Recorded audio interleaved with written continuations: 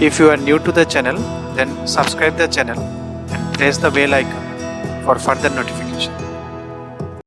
Okay students, welcome to lecture 7 of this GATE Engineering Math series. So today again I have taken 4 questions. So question number 10, 11, 12, 13 I have taken.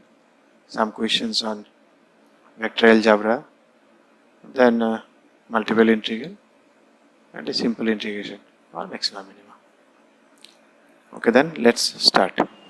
Question number 10. This is asked, what is asked in question number 10? To find the divergence of the three-dimensional radial vector r. Just they have given r, nothing mentioned. So r vector is nothing but, normally if we assume a coordinate geometry point, we say p is equal to x and y. So r vector is same. Normally if we assume any vector, so we write it r vector, which is nothing but xi cap, yj cap and zk cap. This is the notation of writing r vector. That's it, nothing else. So they have given a vector this and they have asked to find divergence. Now what is divergence? Divergence you already know, that is nabla dot r vector. Now what is nabla? Del x I. So if I dot, so it will be del x of p, that is x, del x of del y of q and del z of r. You remember this was your p, this is q, this is r for vector point, vector field. So if you do this one, then it will be 1 plus 1 plus 1. So answer is 3. So easy question on divergence, just simple formula application. So question number 11 then. Question number 11, a cubic polynomial with real coefficients. A cubic polynomial. Polynomials means something, the powers of the x should not be any fraction. It should be integer type. So let us take a simple polynomial, suppose ax cube plus bx square plus cx plus d. So a cannot be 0 because if a is 0 then it is not a cubic polynomial, it becomes a quadratic. So now you can draw it in this way. You can feel polynomials. If it is a linear polynomial, that is degree 1. If I say degree 1, then it is a straight line. If it is a linear polynomial degree 2, then it will be a parabola. It will curve one time. If it's cube, then it will curve one more time. So you always remember, as the number of power of x increases, the curve takes another one more turn. If it is 4, then it will turn one more. So that's the idea. So 3, it was something like this. For 4, it will be something like this, 1 turn, then 2 turn, then 3. What is saying? So the idea is it should be something like this. If it is going this, then this. This is the expression for a cubic polynomial. Okay. Now what is can possibly have no extrema and no zero coefficient. Extrema means these are known as extrema.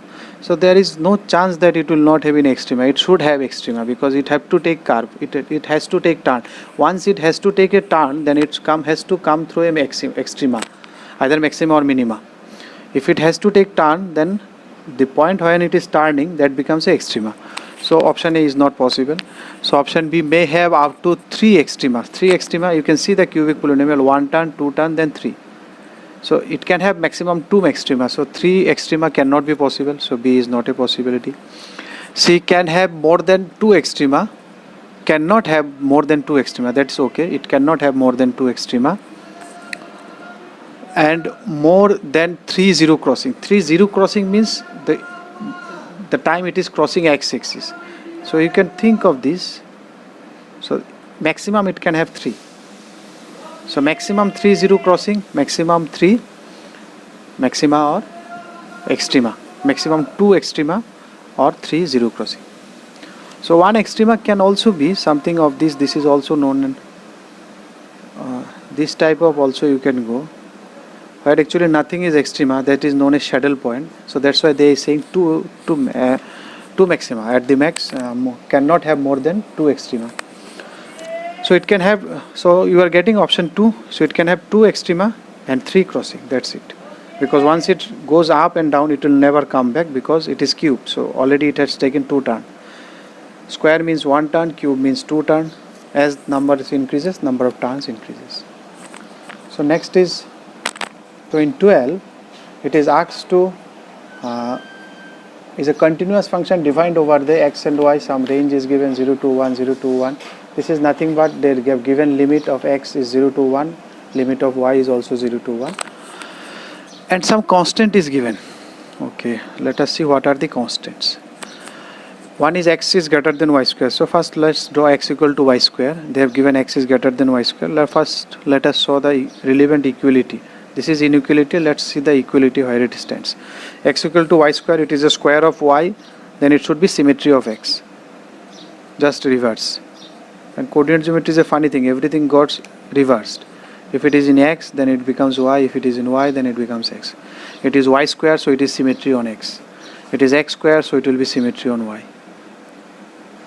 So these are the two parabolas I am getting. Y equal to x square. And if you solve these two, in place of y, if you put this, so you can easily feel 1 will be satisfying this one. So x square square. So x minus x to the power 4 equal to 0. Or x equal to 0 or 1. So this point is 1. So this is the zone where we have to think, because they have given x from, they have given what is the range, x and y. This is the meaning of 0, 1 cross 0, 1 means x can vary from 0 to 1. This is closed bracket, they say. Third bracket is the closed one, that means equal to is also there. If it is first bracket, no equal to. So including 0 to 1, and y is also including 0 to 1.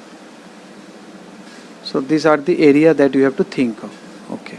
And what is the condition? X should be greater than y square. Now you see x equal to y square, this line. So if x should be greater than y square, this is your y square limit. You take any value of x, this is y square, this is y square. So x should be more. So x should be, the thing should be inside this.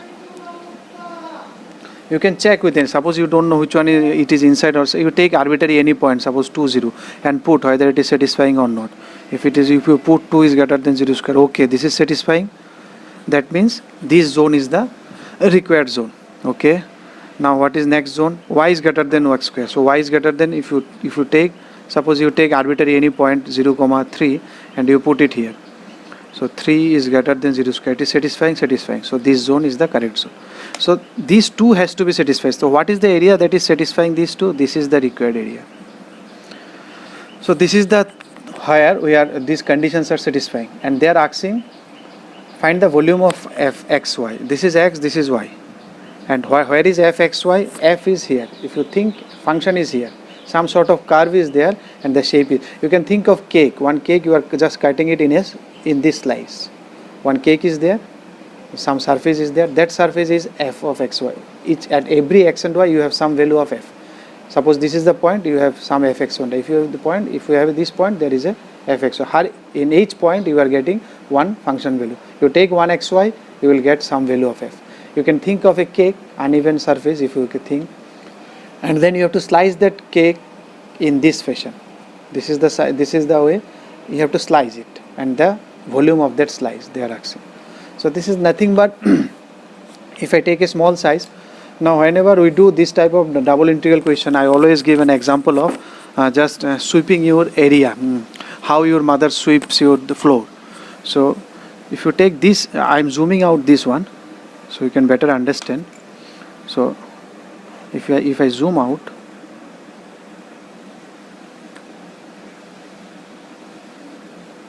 this is the zooming.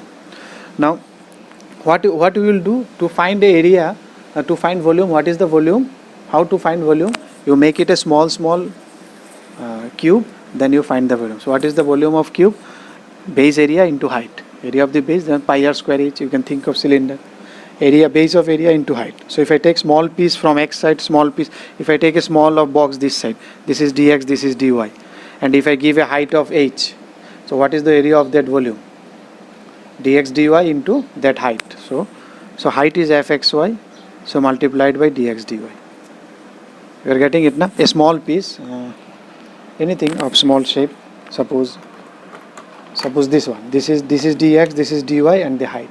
So what is the volume? Area, base area into height. So base area is dx dy, dx multiplied by dy, rectangle area. Then this height. Height is the function value fxy. Because the function is lying here. This is the base. The function is in my hand. Suppose you can think, and this is the base. You can see. So this is my fxy. At every point you find the value of f. So now you have to put the limit. Now you have to cover the area. Now for that you have to sweep it. You have to give the sweeping, mopping, sweeping, anything. So you take a broom. Now if your mom sweeps, she will sweep it in different way. If your father sweeps, because during lockdown period your father may also help your mom. So if he sweeps, he will sweep it in different area, different way. So there are different way to sweep. Suppose that means someone can hold his broom in this way also, and someone can hold it in vertical way also. I will do next one. I will do in next page. Let us take this one. So first you have to make the broom. Suppose there is no broom in your house. So first you make the broom, then you sweep it. So first you make the broom means you have to take a broom and you have to adding something so that the broom is ready. From here to here, if you reach, so broom is ready. So if you want to ready the broom, then you have to move in X direction. You are adding little things in the broom, some sticks, so the brooms get added and the broom is ready. So that means you have to move from here to here. So now what is the equation? This equation is x equal to y square. This equation is y equal to x square. Because I am moving in this direction, I will write it x equal to root y from here. So here x is equal to y square. So you will move. So first I am preparing x. That's why x is front. So that's why you write dx first. This is the actual convention. You write dx first, then you put x limit. So x is from here to here. X equal to y square to x is equal to root y. This is done. Once this broom is ready, now you sweep it. Now how you will sweep it? You will sweep it from here to here. You will move it. This broom is ready. So if you move it, it will automatically shrink. It will move here. It will automatically, because you have already given this boundary. So it will remain in this boundary. So you just sweep, nothing else. So for sweep, you have to start from here and you have to reach here. So you have to reach from 0 to 1, you have to sweep. This side is already taken care of. This broom will remain inside only because you have given this. So if you move, it will automatically reduce. If you move, it will automatically reduce. So next is dy. So y limit will be from 0 to 1. I think this is the answer for this one. That is your option 1A, I guess. But I will write it in different way. This volume, we can find it out in different way. Suppose now, suppose your father is giving sweeping now today. So he takes broom in different way. So let me solve for you for that way also. So this is root y or y equal to x square, or this is y equal to root x, whatever. Now let suppose your father thinks or someone else thinks that he will sweep it in this way. He will prepare the broom first in this direction, then he will sweep it here to here. So he is making broom in this way. So if you want to move the broom in this way, so what you will move? You will take first dy, then you will adding little y so that your broom is ready. So your broom starts from this position. This position y is equal to root x, or this position. You will go from top to bottom. That is this is not root x. This is better. You go from this to this because I am moving y. It is not this direction. Actually, this direction it should come. So y is here, x square, and then y will reach y root x. Once this is done, then once this broom is ready, now you sweep it just. Because it is ready, if you move it, it will automatically shrink. So from here to here, you have to sweep 0 to 1. So x is equal to 0 to x equal to 1. So this way also can be there. Suppose this is not in given answer, this is given answer, then also it would have been correct. Because here option A is given only, so option A is correct. So next, I think the last one for today. So 13. Question number 13, they have asked to find the value of p, where p is equal to 0 to 1 x e to the power x dx. So this is nothing but a by parts. I think you can remember Liet, logarithm, inverse, algebra, trigonometry, exponential. So here algebra and exponential is there. So you will take algebra as a first function. You remember first function constant, integration of second, minus differentiation of first, integration of second, and whole integration. This was the idea. So here first function is this, second is this.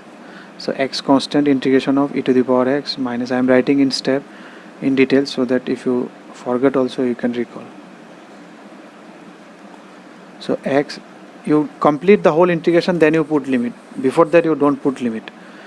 Now next 1 into e to the power x dx. So if you do it, x e to the power x minus e to the power x. So if you take e to the power x common, x minus 1. Now what is the limit? 0 to 1. Now you put. If you put 1, then it is e 1 minus 1 0 plus minus e to the power 0 0 minus 1. So I think you will get 1. Okay. If you liked the video, then press the like button and please give your valuable comments in the comment section.